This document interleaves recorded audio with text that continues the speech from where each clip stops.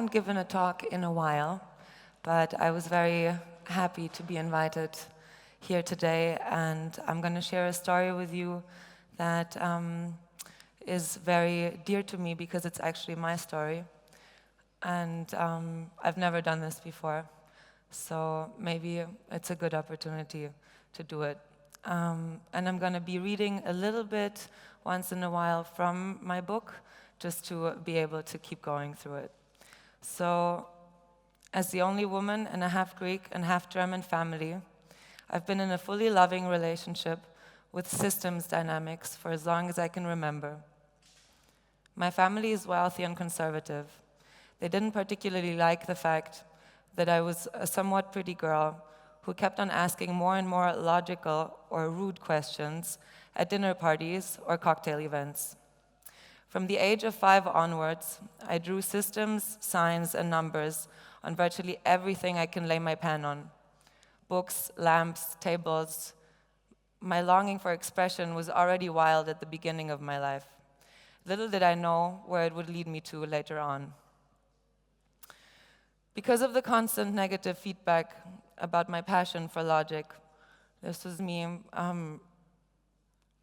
recently, but so basically this is something that I learned at a very early stage in my life, and I don't really have a very positive relationship to stages because I want to be myself and I don't want to portray anything that other people want to see.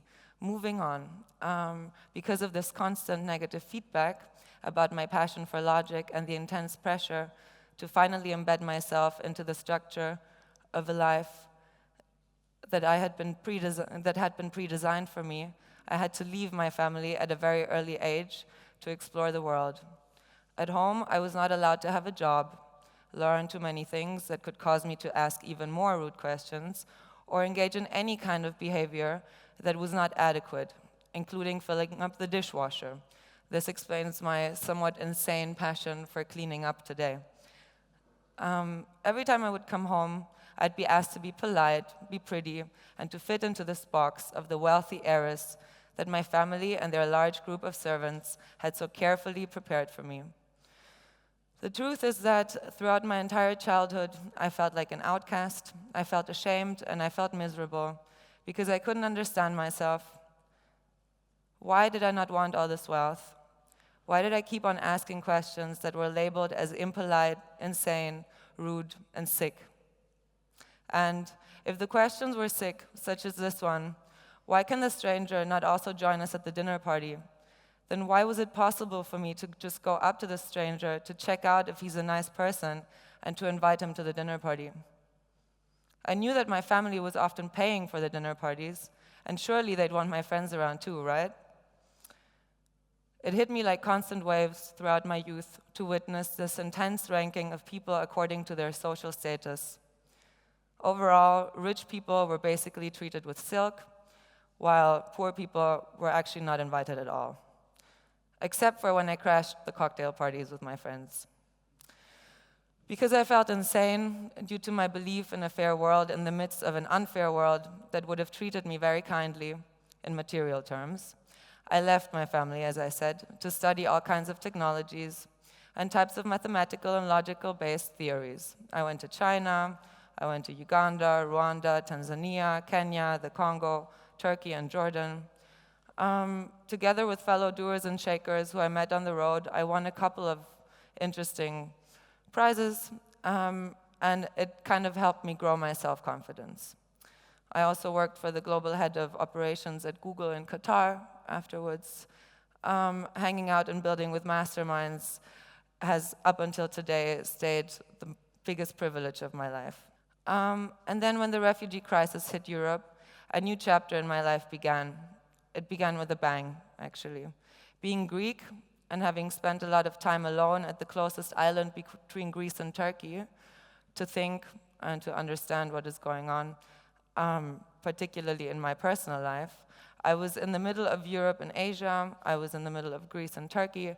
We had 7 hours that it took to swim from Greece to Turkey, where I spent a lot of time. And this is why I had built a number of smart coordination and translation tools before the crisis hit. And before that, people were using these services because there were already refugees coming from Afghanistan since the 1990s. So when the refugee crisis started, it was all already there. And then overnight, my platforms about Greek shelters for refugees were visited by almost 1 million people. And the next years, my email accounts were constantly hacked countless times from Syria and Iraq. I basically dealt with human lives at the brink of death every morning and every evening in bed. I received all types of awards from Ashoka, Forbes magazine, the German government, and I lost all connection to the life that had been so carefully designed for a 25-year-old heiress like me. Because of my work, I was invited to the youth group of the World Economic Forum, among other things, and we digitized the refugee camp in Davos. There is one. Over the next 2 years, the criticism of my family from my work grew to an extent that I had never imagined to be possible. I was using some of their houses to host refugees. This was actually a mobile clinic that we brought to an island that was an interesting project. And this was a house that we actually turned into a coding school for some people.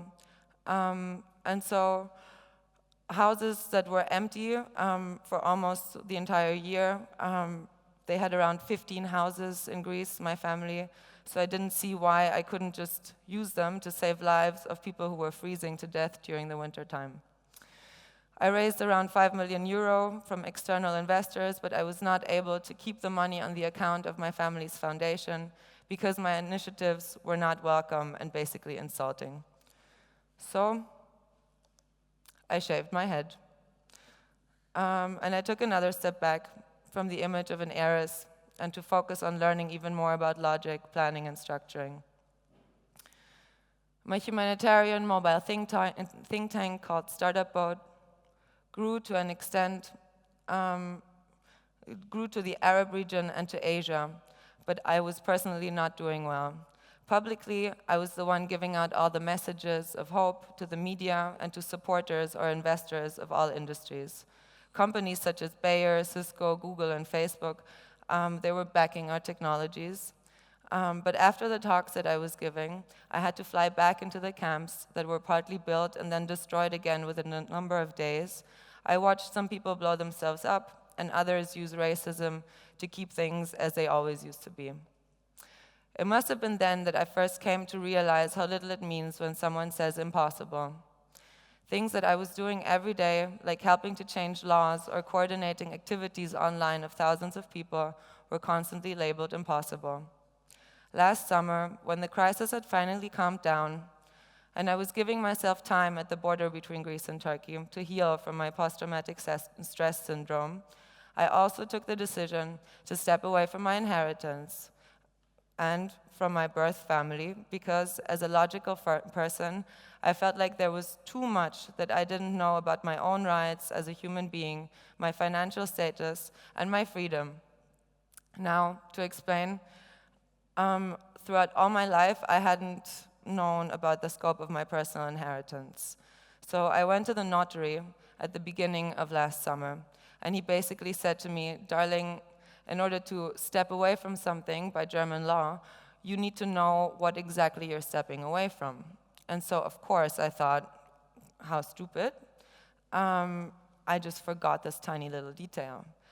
And so, from the border between Greece and Turkey, I sat in a house and I raided and hacked my way to documents in 14 companies and 5 continents that depicted the wealth of a couple of 100 million euros on my name. The most important documents that I eventually got my hands on were one where I had given the rights away to my father and some teams until my death, a document that was widely transferred to third parties who I didn't know, and I still don't know many of them, and who are taking decisions in my name, but not in my best interest. It was like an IQ tumor burst open in my brain. For all my life, my thinking and my passion for learning had not misled me. I had actually been right. The final documents were proving a culture that isn't synergized, empowering, or based on mutual respect. I realized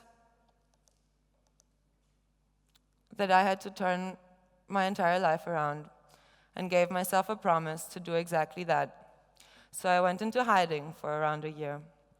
I had seen so much wrong with the world during my time working in humanitarian tech. Wrong things that I could have fixed if it wouldn't have been for the guilt and the shame that I was carrying on my back. Last summer, I was 27 years old, and instead of taking my own life because of insane trust issues and the haunting experiences that were still following me around of the refugee crisis and of the dismissal of an overly powerful family, I decided to make it count. As a logical person, I discussed the ups and downs of taking one's own life calmly with a friend in the World Economic Forum. I will never forget his feedback. We're still very good friends today. And he said to me, well, you know, there's probably something like a bank account for people who take their own lives. So when you come back, you're gonna have a pretty shit life. But if you need to go, go. As you can see, I didn't go. And I was blessed with a new life of joy and thankfulness. During my year in hiding, I went into meditation every morning. Sorry, there's another screen there, that's why I pointed to.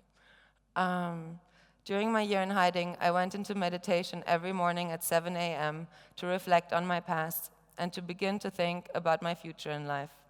I wrote extensively about the anger I was feeling and about my understanding of justice and about the cruel things money and a lust for power can do to people and to those around them and to their families and to their employees. I left the World Economic Forum because there was no way that I could have had a normal conversation anymore with people who were protecting their illogical, one-sided interests, their reputation, people who were actively excluding everyone apart from a tiny group of the chosen ones. Just like during my childhood in the World Economic Forum, many logically simple tasks, like providing basic necessities for all people, were not being discussed, even though they are easily possible. 200 years after the invention of the political economy, 2% of the population on Earth hold roughly 98% of all resources. How can this be? And most importantly, why can I not be upset about this? Having a lot of money, no family, and no friends, because I had dropped off the face of the earth, I changed my phone number, and I was only living in hotels, I began to dream more and more about a world that is balanced out, and I just couldn't understand why it is supposed to be so difficult to provide a minimum standard of living for people in all regions of the world. As I read Yuval Harari's book, Homo Deus, I wrote about the idea of datanomics, economics of the next generation. The story is centered around the idea that we need to start an honest conversation about what we have and what we truly need. We here refers to all people on the planet. Why do some regions lack basic necessities, while millions of tons of bread, for example, are thrown away in other regions every single day? As I was typing into my computer, alone, hurt, healing, but unsure, the world replied to me. People who I didn't know began to read my texts and came to meet with me. Life gave me a second chance because I decided to make it count.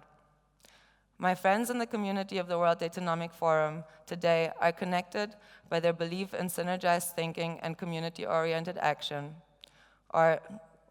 Our digital citizens vote on simple reports that are published based on publicly accessible data about different socially important topics.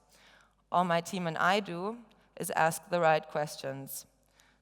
So the data is publicly accessible by very strong institutions, but this data is being ignored. And what we do is hold it into people's face in a kind of McDonald's format, and every digital citizen can vote on what they find important, and then we check out what the community wants, and we go with it, because there are meetups that you can then sign up to when you gave your vote, and you can see that there's other people around you who also think that the status quo is not ideal in a certain topic, And if you guys want to make it count and also protest for a change, then this is a community for you.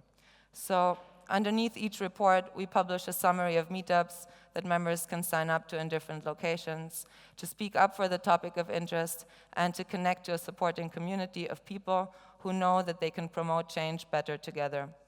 The team of the World Datanomic Forum thus creates game plans together with the community to push for the introduction of the topic of interest into a specific national, regional, or international context.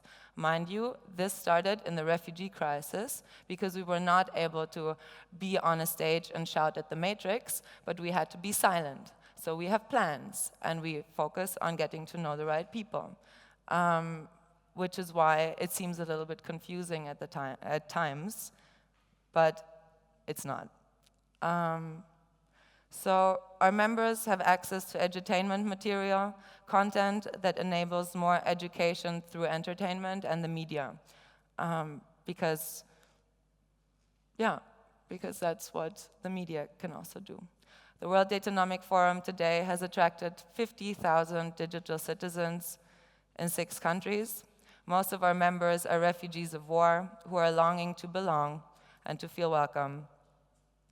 When I took the decision to turn everything about my life around last year in order to rescue my personal hope for the future, I would never have dreamed of experiencing the support of a community as I have in the last year.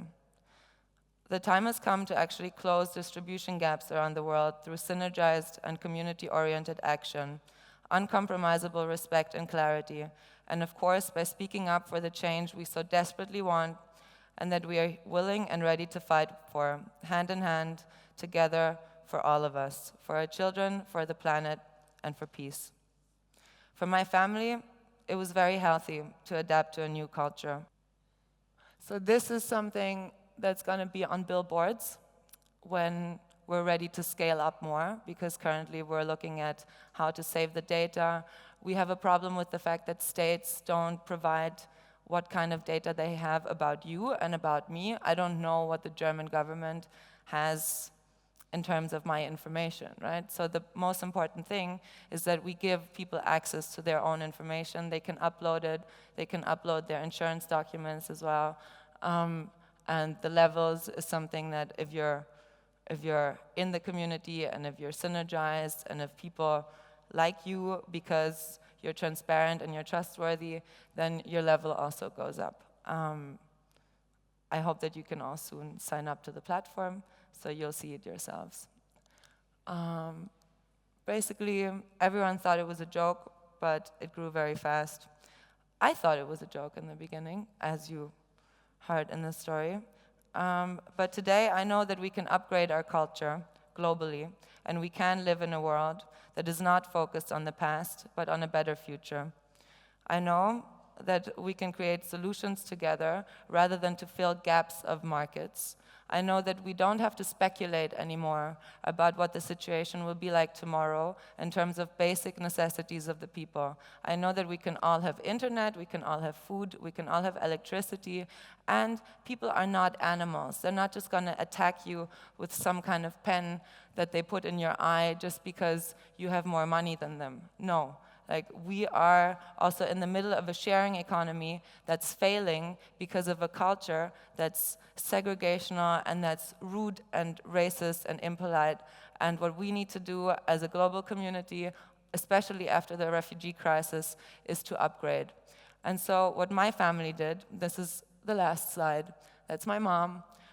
It was my birthday yesterday, the day before yesterday. So she came to visit me. She got to know our team. We celebrated together. We're not perfect. We know that a lot of stuff happened in the past, but it's not a way to lock people up who did wrong. But what constant learning also means is to forgive. And you need to stand up and to understand that also your parents are part of a cultural mindset that's very deeply embedded in their hearts and in their brains. And what we as the next generation can do is to help them, to really help them upgrade. And it's not a digital topic, it's a cultural topic, and it's a topic of love. It's, in the end, a topic of community-oriented thinking. And so I beg you to make this shift. no matter if someone is gay or old or black or rich or poor, they're all people, and by synergizing and by working together with them, you create more, and by fighting them, you actually create harm. So keep that in mind. Thank you very much, and all the best for your future.